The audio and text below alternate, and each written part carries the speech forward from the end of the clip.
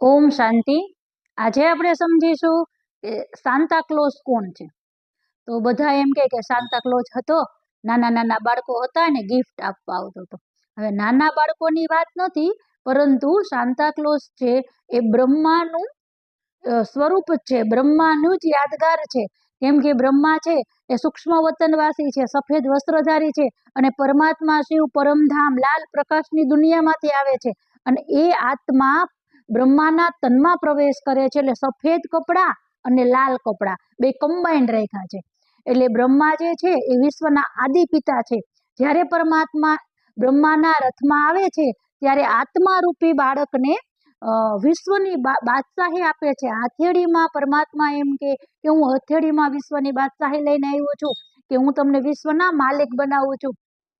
સતયુગની દુનિયાના માલિક બનાવવા માટે પરમાત્માએ વૃદ્ધતનનો આધાર લીધો છે।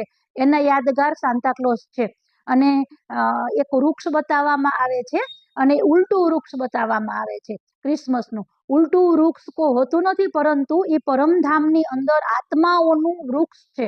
ઉપર પરમાત્મા શિવ છે, સ્ટાર છે, અને નીચે બધી જ આત્માઓ સ્ટાર છે। આખા વૃક્ષની અંદર સ્ટાર બતાવવામાં આવે છે। સ્ટાર એટલે આત્માઓનું કલ્પવૃક્ષ, બધા જ ધર્મની આત્માઓનું વૃક્ષ છે। એ પરમાત્મા પિતા પણ સ્ટાર, આત્મા જેવા જ છે। આત્માના પિતા પરમ પ્લસ આત્મા, એ પરમાત્મા ઉપર છે અને નીચે બધી જ આત્માઓ છે। આપણે આત્માઓ છે બધી નીચે પાઠ ભજવવા માટે આવીએ છીએ, અને પરમાત્મા જન્મ મરણના ચક્કરમાં આવતા નથી। અને જ્યારે પરમાત્મા કલયુગના અંતમાં સત્ય ધર્મની સ્થાપના અને અધર્મનો વિનાશ કરવા માટે આવે છે, ત્યારે બ્રહ્માનો વૃદ્ધ તનનો આધાર લે છે। બ્રહ્મા એટલે શ્રી કૃષ્ણનો લાસ્ટ જન્મ, 84મો જન્મ। એટલે કહેવાય ને કે આત્માને ઓળખા વિના 184 ફેરા નહીં ફરાય। 184 મતલબ 84 લાખ નહીં, ફક્ત 84 નું ચક્ર જે પૂરું કરે છે એ હીરો પાટધારી એ જ શ્રી કૃષ્ણની આત્મા છે, જે લાસ્ટ જન્મમાં છે એ શ્યામ છે, અને ફર્સ્ટ જન્મમાં ફરીથી પરમાત્માની યાદથી એ સુંદર બને છે। એટલે સાન્તા ક્લોઝ છે એ બ્રહ્માનું જ યાદગાર છે।